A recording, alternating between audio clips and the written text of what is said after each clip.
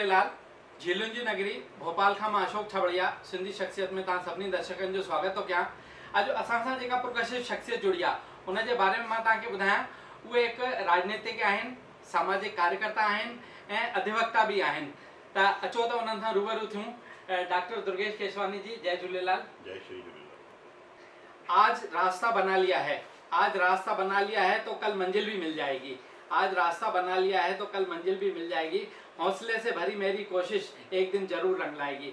अड़ा ही असांजा भाउ दुर्गेश केसवानी जी, इन्हनि खे राजा भैया भी चवंदा आहिनि। ऐं भाई साहब, मां सभिनी खां पहले तव्हां खां हिकिड़ी ॻाल्हि पुछणु चाहींदुमि, तव्हां PhD भी कई आहे, त तव्हां कहिड़े विषय सां PhD कई आहे इन बारे में ॿुधाईंदा थोरो? छबड़िया जी, मां PhD कई आहे पंहिंजी साइबर क्राइम जे मथां जी। ऐं साइबर क्राइम अहिड़ो क्राइम आहे जेको माण्हू विश्व जे कहिड़े बि कोने में वेही करे थो सघे। पहिरियों माण्हू प्रत्यक्ष रूप सां चोरी कंदो हुयो, डकैती कंदो हुयो, त उहो माण्हू ट्रेस थी वेंदो हुयो जल्दी सां कि हे माण्हू आयो ऐं हुन सां ट्रेस थी वियो।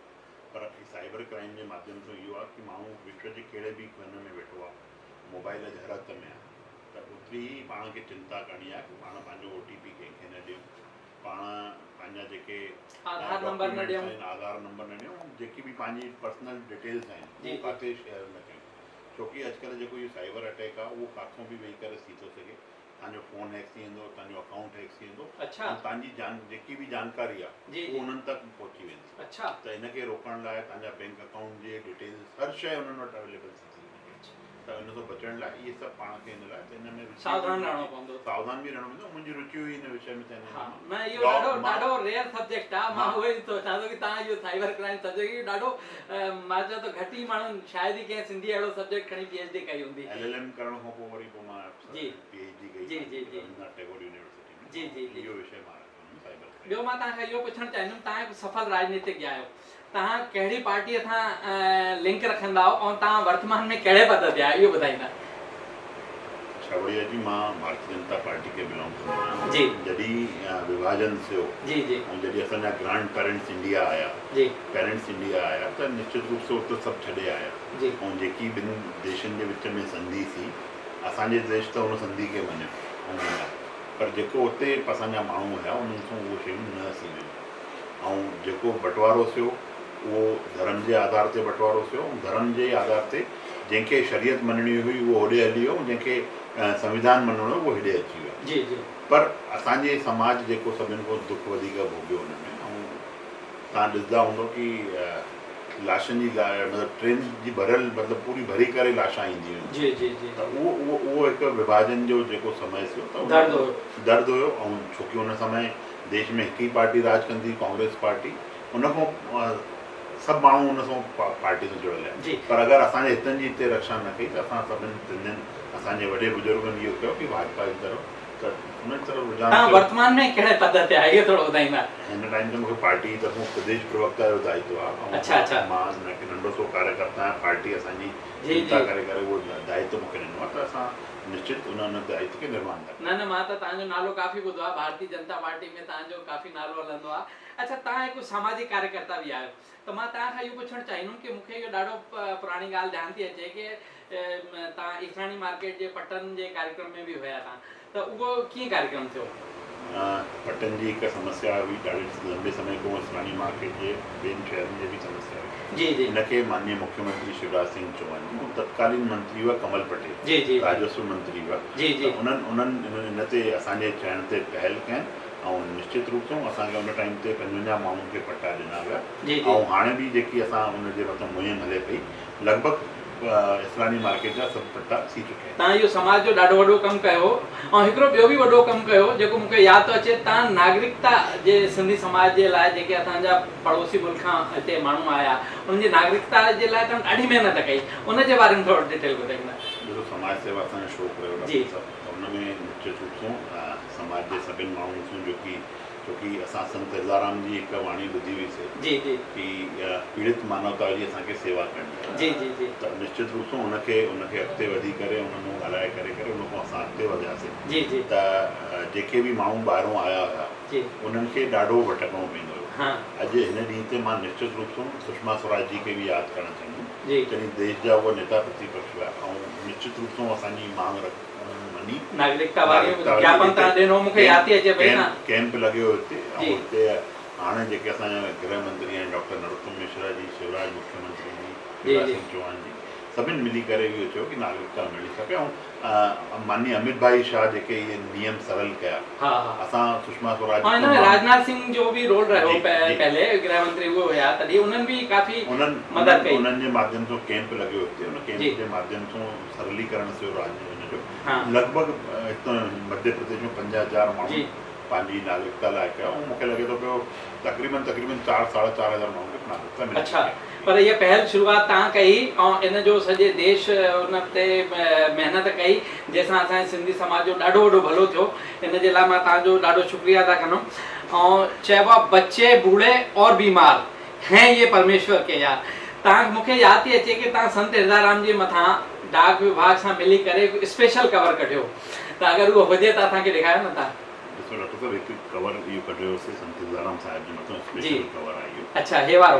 जी जी जी जी। त इहो निश्चित रूप सां संतनि जो माण्हुनि खे जानकारी से, असांजा समाज जा संत आहिनि उन्हनि खे हर माण्हू ॼाणे, इन जे लाइ इहो कवर कढियोसीं। ऐं डाक विभाग इन में सहयोग कयो। जी जी, तव्हां हिकु ॾाढो वॾो कार्यक्रम रखियो हो भोपाल GPO में, तव्हां मूंखे यादि थी अचे पई, जंहिंमें काफ़ी मिनिस्टर बि आया स्पेशल कवर जे हिन उद्घाटन में। जी, उन टाइम ते इहे आया। ऐं इहो हिकु वॾो कमु हुयो ॾाढो कि स्पेशल कवर उन टाइम ते।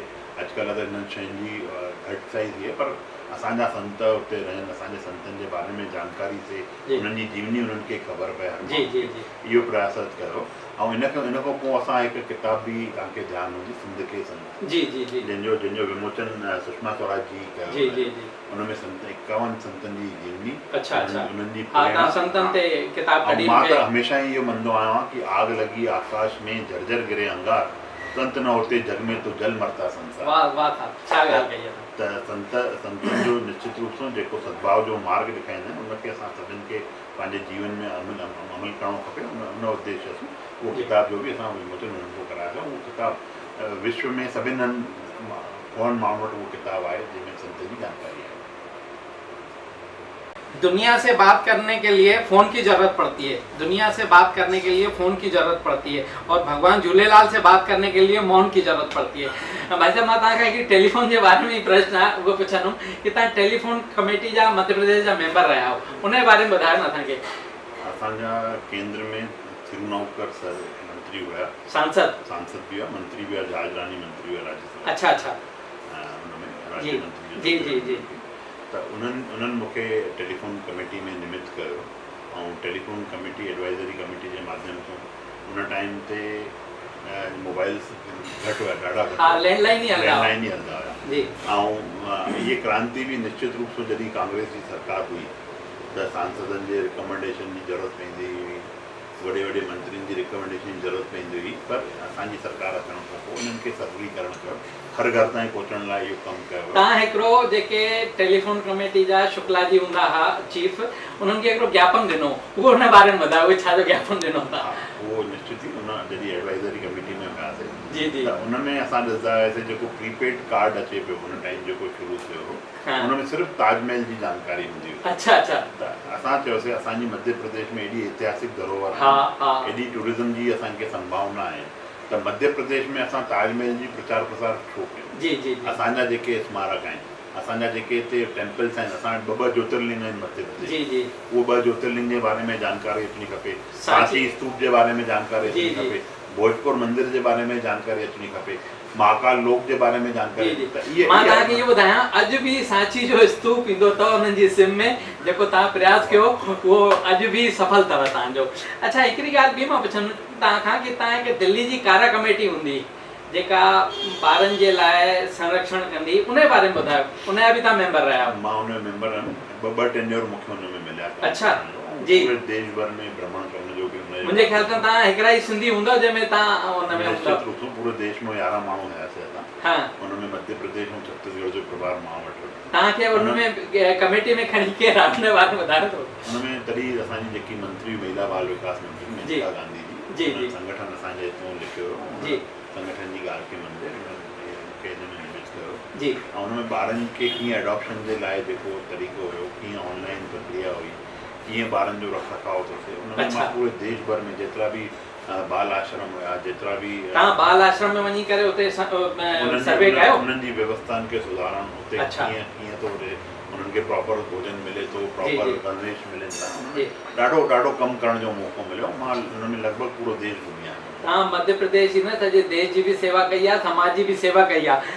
ऐं तव्हांखे मूंखे इहो ध्यानु थो अचे कि जॾहिं कोरोना काल पियो हले तॾहिं तव्हां माण्हुनि खे ब्लड बि उपलब्ध कराईंदा उहो कीअं कराईंदा उन टाइम ते ॾिसो हिकु आपदा विपदा जेकी पूरे विश्व में आई पंहिंजो देश बि अछूतो न रहियो डॉक्टर जी जी ऐं हुनमें निश्चित रूप सां चाहे इंजेक्शननि जी ॻाल्हि हुजे प्रशासन ताईं कीअं माण्हुनि जी ॻाल्हि पहुचे रक्तदान महादान असांजी हिकु संस्था आहे हमारा भोपाल करे हुनजे माध्यम सां असां रक्तदान जो कमु कंदा आहियूं थैलेसीमिया पीड़ित ॿारनि खे रक्त समय ते मिले छोकी कोरोना आपदा अहिड़ी आई आपदा अहिड़ी हुई जंहिंमें माण्हू काॾे वञी न सघे पियो कोई माण्हू हिक ॿिए संपर्क न करे पियो उन समय ते माण्हुनि सां ब्लड मिलणु ब्लड ॾियणु ॿारनि खे छोकी थैलेसीमिया जे ॿारनि खे हर महीने ब्लड जी रिक्वायरमेंट हूंदी आहे उन्हनि खे लॻंदो आहे उहो कठिन काल अॼु बि उपलब्ध कराईंदा निश्चित रूप सां असांजी संस्था हमारा भोपाल आहे हुनजे माध्यम सां असां भोपाल में निश्चित ई जेको असां माण्हू सां संपर्क कंदो आहे उन ताईं रक्त पहुचाइण जो कमु असांजी 150 माण्हुनि जी टीम आहे हुन में असां सां खोड़ डोनर्स जुड़ियल आहिनि मां तव्हांजे माध्यम सां बि निवेदन थो कयां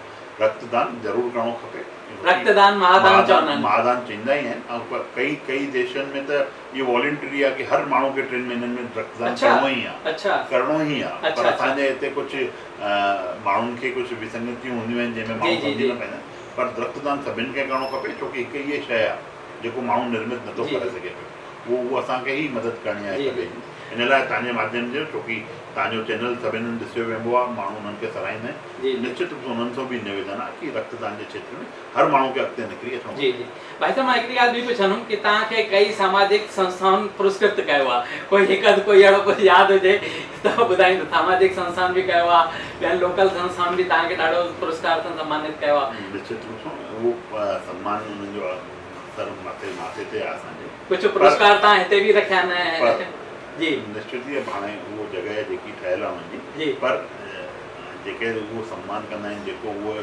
सम्मानित कंदा आहिनि हुन शइ खे उहो निश्चित रूप सां असांखे असांजे दायित्व जो बोध कराईंदो आहे असांखे अञा महिनत सां अञा कीअं सुठी तरह सां पीड़ित मानवता जी सेवा करे था सघूं उहो असांखे निश्चित रूप सां बोध कराईंदो आहे असांजो सम्मान जॾहिं बि थींदो आहे त असां उहो सोचंदा आहियूं कि उहो अॻिते अञा असां छा था सुठो करे सघूं छोकी संतनि जा उहे वचन त असांखे यादि ई आहिनि उन वचननि ते असांखे हलिणो आहे त उहो बोध कराईंदो त उन असां हमेशह उन सां ॾाढी सुठी ॻाल्हि ॿुधाई भाई साहब तव्हां ॾाढी सुठी ॻाल्हि ॿुधाई राजनीति एक शतरंज का खेल है राजनीति एक शतरंज का खेल है जो इस कूटनीति को समझता है वही राजनीति कर सकता है भाई साहब तव्हां ॾाढा सुठा राजनीतिक आहियो मां तव्हांखे इहो पुछंदुमि कि प्रदेश प्रवक्ता जो कहिड़ो कमु हूंदो आहे पार्टी जे अंदरि डॉक्टर साहब पार्टी जी जेकी रीति नीति आहे पार्टी जी जेकी छोकी असांजो जेको साम्हूं विपक्षी दल कांग्रेस आहे उहो कूड़ जी राजनीति थो करे छल थो करे पियो कपट थो करे पियो उनखे कीअं उजागर करणो आहे जीअं खोड़ मामला अहिड़ा हूंदा आहिनि जंहिंखे तुरंत जवाबु ॾियणो पवंदो आहे तुरंत राजनीति में टीवी चैनल जे माध्यम सां ॾींदा टीवी चैनल जे माध्यम सां पेपरनि जे प्रिंट मीडिया जे माध्यम सां प्रिंट मीडिया ऐं इलेक्ट्रॉनिक मीडिया सोशल मीडिया जे माध्यम सां छोकी असांजो जेको विपक्षी दल आहे उहो हिननि सभिनि शयुनि में कूड़ फैलाइण में छल करण में माहिर आहे उनखे कीअं रोकणो खपे छोकी ॾिसो जनता जी सेवा करणु सभिनि जो ध्येय आहे असांजी पार्टी असांजा जेके माननीय प्रधानमंत्री मोदी जी आहिनि उहो सेवक पाण खे चवाईंदा आहिनि कॾहिं बि राजनीति में पाण खे हमेशह सेवक जी बात थी असांजो मुख्यमंत्री जेको शिवराज सिंह चौहान उहो त पंहिंजी ॻाल्हियुनि में बि चवंदो आहे कि मध्य प्रदेश मेरा मंदिर है जनता है इसकी भगवान है पुजारी है तो शिवराज सिंह चौहान हिकु सेवक जे रूप में उहो पूजन था प्रदेश जी जी ॿियो मां तव्हांखे इहो पुछणु चाहींदुमि हिन वक़्तु असांजे देश में भारत में घणा मंत्री आहिनि घणा सांसद आहिनि उन बारे में कुझु ॿुधायो सिंधी समाज असांजे सांसद आहिनि शंकर लालवानी जी डॉक्टर राम जेठमलानी जा सुपुत्र महेश जेठमलानी जी वो राज्यसभा सदस्य आहिनि मध्य प्रदेश हिकु लोकसभा में हिकु राज्यसभा में केवल 2 मेंबर आहिनि छोकी असांजी जेकी क़ौम आहे उन्हनि खे व्यापार जी वधीक रही आहे जी कि व्यापार सां ई जुड़ियल आहिनि माण्हू खे राजनीति जे क्षेत्र में सभिनि युवाउनि खे अचिणो खपे देश सेवा लाइ इहो सभिनि खां वॾो बढ़िया प्लेटफॉर्म आहे अगरि पाण खे सेवा जो मादो आहे पाण सेवा करणु था चाहियूं जनता जे विच में था रहणु चाहियूं त निश्चित रूप सां उन्हनि खे अॻिते निकिरी करे राजनीति में अचणो खपे मध्य प्रदेश में ॿुधायो न घणा विधायक या मंत्री आहिनि असांजो विधायक आहिनि हिते अशोक रोहाणी जी आहिनि हिकिड़ा ई विधायक आहिनि ईश्वरदास रोहाणी जी ऐं माण्हू पहिरियों बि खोड़ असांजा रहिया आहिनि पर माण्हुनि जी रुचि न आहे रुचि न हुजण जे कारण पर पार्टी खे पंहिंजी राजनीतिक इच्छा शक्ति भी दिखाइणी खपे ऐं राजनीति में असांजे माण्हुनि खे प्रतिनिधित्व मिले उन लाइ बि समाज खे कमु तव्हां राजनीति में आहियो, मां तव्हांखे इहो पुछणु चाहींदुमि कि असांजे समाज जो राजनीति में छा भविष्य आहे? भविष्य युवाउनि जो भविष्य नई टही है भविष्य ॿुधायो। निश्चित रूप सां युवाउनि खे अॻिते अचिणो खपे। सेवा जो हिकु सशक्त माध्यम आहे राजनीति। त सेवा करे करे पाण राजनीति में पंहिंजो मुक़ाम हासिल था करे सघूं, जनता जी सेवा था करे सघूं। कीअं जनता जो जेको अंतिम पंक्ति में वेठल अंतिम व्यक्ति आहे उन ताईं लाभ कीअं पहुचे उहो करे था सघूं पिया। ऐं जनता निश्चित रूप सां अगरि तव्हां सेवा कंदा आहियो निस्वार्थ भाव त जनता तव्हांखे हथनि में खणी करे वेंदी। तव्हां राजनीति में आहियो, तव्हांजा कोई राजनीति में गुरु बि हूंदा, मां उन्हनि जो नालो पुछणु चाहींदुमि तव्हांखां। ॾिसो राजनीति में त निश्चित रूप सां असां जीअं मां राजनीति में प्रेरित थियमि छोकी मुंहिंजो पहिरों गुरु त मुंहिंजा पिता साहिबु स्वर्गीय श्री निर्मल कुमार केसवानी। उन खां पोइ जेके मां उन्हनि खे गुरु मञा असांजा डॉक्टर नरोत्तम मिश्रा जी उन्हनि सां मुंहिंजो लगाव आहे। उन्हनि सां निश्चित रूप सां मां वॾे भाउ वर्तमान में गृह मंत्री भी आहियां। मां उन्हनि खे पंहिंजे भाउ जे रूप में ॾिसां, वॾे भाउ जे रूप में। निश्चित रूप सां कॾहिं बि कोई दुख तकलीफ़ हूंदी आहे त सभिनि खां पहिरों अगरि मां तव्हांखे अक्सर गृह मंत्री आदरणीय नरोत्तम मिश्रा जी सां गॾु ॾिठो बि आहे। अच्छा, मां हिकिड़ी ॻाल्हि इहो पुछणु चाहींदुमि कि असांजे सिंधी समाज जा सभु नेता हिकु मंच ते छो न गॾु थींदा आहिनि? मां ॿियनि मंचनि ते वेंदो आहियां, ॾिसंदो आहियां ब्राह्मण समाज आहे, साहू समाज आहे, उहे कंहिं बि पार्टी जा हुजनि, सामाजिक कार्यक्रम थींदो आहे त हिकु मंच ते सभु गॾु थींदा आहिनि। असांजे सिंधी समाज में ईअं छो न? इन बारे में ॿुधायो थोरो। डॉक्टर साहब जेको मुंहिंजो मञणु आहे पंहिंजो, शायदि कंहिंखे बुरो बि लॻंदो न, असांजा जेके मुखिया आहिनि उहे पंहिंजी महत्वाकांक्षा जे अॻियां अची करे उहो इन्हनि शयुनि में करण में सक्षम न आहिनि। अच्छा, मां तव्हांजे चैनल जे माध्यम सां जेके संत समाज आहे असांजा ॾाढा संत आहिनि, समाधा वारा साईं आहिनि, समाधी वारा आहिनि, SSD वारा आहिनि, अनेक मां मतिलबु ॾाढा सभु संत पूजनीय आहिनि। सिद्धाणी दरबार जी मां हिकु सिद्धाणी दरबार जे बारे में हिकु ॻाल्हि चवणु चाहींदुमि। जेके संत आहिनि उहे निश्चित रूप सां पंहिंजे समाज खे कीअं प्रतिनिधित्व मिले उन लाइ उहे हमेशह प्रयासरत हूंदा आहिनि। उते छत्तीसगढ़ सरकार अॼु बि उन्हनि जे बग़ैर कोई कमु समाज जे हित आहिनि उन्हनि खे गॾु करे कंदी आहे।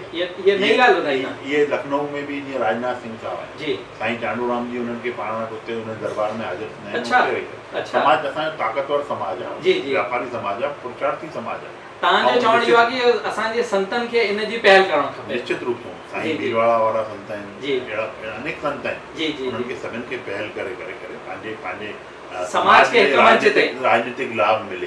भाजपा हुजे, कांग्रेस हुजे, अन्य दल जेके बि आहिनि उन्हनि में जेके कार्यकर्ता कमु करे रहिया आहिनि उन्हनि खे लाभ मिले, उन्हनि खे उन्हनि जे लाइ त संतनि खे पहल करणी पवंदी। ऐं पंचायतनि सां वेही करे, मुखियनि सां गॾु वेही करे हिकु महत्वाकांक्षा खे साइड में रखे करे समाज हित में इहो कमु करणो। ये ॾाढी सुठी ॻाल्हि ॿुधाई। वो तैरते तैरते डूब गए, वो तैरते तैरते डूब गए जिन्हें खुद पर गुमान था, और वो डूबते डूबते तैर गए जिन पर भगवान झूलेलाल मेहरबान था। त भाई साहब राजा भैया दुर्गेश केसवानी जी, मां तव्हांखां इहो पुछंदुमि, तव्हां सिंधी आहियो, तव्हांखे सिंधी व्यंजन कहिड़ो पसंदि आहे, हिन बारे में ॿुधायो। निश्चित रूप सां हर तीज त्योहार सां जनरल में बि असांजे जेके घर में व्यंजन थींदा आहिनि उहो सिंधित्व असांजी जेकी संस्कृति आहे, सभ्यता आहे, उनखे ॾिसी करे ई असां सघंदा आहियूं। दाल पकवान थी वियो, कोकी थी वई, मनपसंद व्यंजन बताओ। टूक थी विया, कढ़ी चांवर थी विया, ये खट्टी कढ़ी वग़ैरह, ये निश्चित रूप सां सदैव ई असांजे हुनमें व्यंजननि में शामिल हूंदो आहे। असां अगरि पंहिंजी संस्कृति सां न जुड़ंदासीं, पंहिंजी सभ्यता से न जुड़ंदासीं त निश्चित रूप सां अॼु सिंधी व्यंजन तव्हां ॾिसो था, खोड़ फॉरेन में अहिड़ा होटल आहिनि जिते सिंधी व्यंजन स्पेशली मिलंदा आहिनि। अच्छा, पापड़ जो हिकु विशेष स्थान आहे सभिनि व्यंजननि में, चाहे कोई बि हुजे उन्हनि सभिनि एक्सेप्ट करे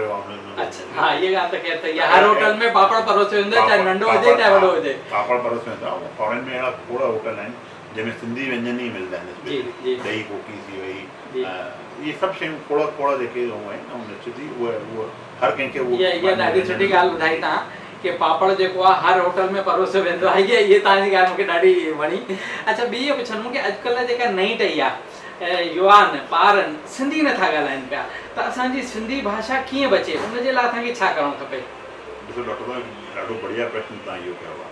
सिंधियत खे बचाइण लाइ सभिनि खे अॻिते अचिणो जी। पहिरों असां अरबी में लिखंदा हुआसीं, असांजा वॾा बुज़ुर्ग, जॾहिं असां आयासीं असां देवनागरी खे जॻह ॾिनीसीं। अॼु देवनागरी खे बि भुलिजी करे असां सिर्फ़ु वार्तालाप में ई सिंधी सीमित थी वई आहे। पर इन में बि ॾोह असांजी ऐं असांजे वॾनि जो रहियो हूंदो हिन शइ खे, जंहिं हुननि प्रमोट न कयो। पर अचण वारे हर माण्हू पंहिंजे समाज लाइ, पंहिंजी क़ौम लाइ इहे सभु शयूं कंदो आहे। असां बि निश्चित रूप सां पाण हुन से पंहिंजी सिंधियत खे बचाइण लाइ अॼु ॻाल्हाइण में पंहिंजे परिवार में छो असां हिंदी में ॻाल्हायूं जी छो असां ॿी भाषा में ॻाल्हायूं असांजी पंहिंजी भाषा आहे असांजी पंहिंजी ऐं असांजी सभिनि खां पुराणी सिविलाइज़ेशन असांजी आहे असां उन शइ खे हर भाषा खे असां जनमु ॾिनो असां मां निकिती आहिनि उहे भाषाऊं त पंहिंजी भाषा खे महत्व खे पाण खे पहचानणो खपे ऐं मां तव्हांजे चैनल जे माध्यम सां सभिनि सां निवेदन बि थो कयां पियो कि हर माण्हू पंहिंजे घर में हर पेरेंट्स पंहिंजे ॿारनि खे सिंधी अवश्य सिखाए। ये ॾाढी सुठी ॻाल्हि कई कि माण्हू खे हर घर में इहो संदेश तव्हांजो असांजी सिंधी शख़्सियत जे माध्यम सां वेंदो। मां तव्हांजो इन लाइ सिंधी शख़्सियत में ॾाढो स्वागत थो कयां। जय झूलेलाल दादा। हम तो जोड़ना जानते हैं, हम तो जोड़ना जानते हैं, तोड़ना सीखा ही नहीं। खुद टूट जाते हैं पर किसी को छोड़ना सीखा ही नहीं। तव्हांखे सिंधी शख़्सियत कार्यक्रम असांजो कीअं लॻंदो आहे असांखे ज़रूरु ॿुधाईंदा। सब्सक्राइब कंदा असांजे चैनल खे, बेल आइकन दबाईंदा। मुंहिंजो मोबाइल नंबर अथव 9229430047। तव्हांखे कोई सुझाव ॾियणो हुजे त मूंखे ज़रूरु ॾींदा।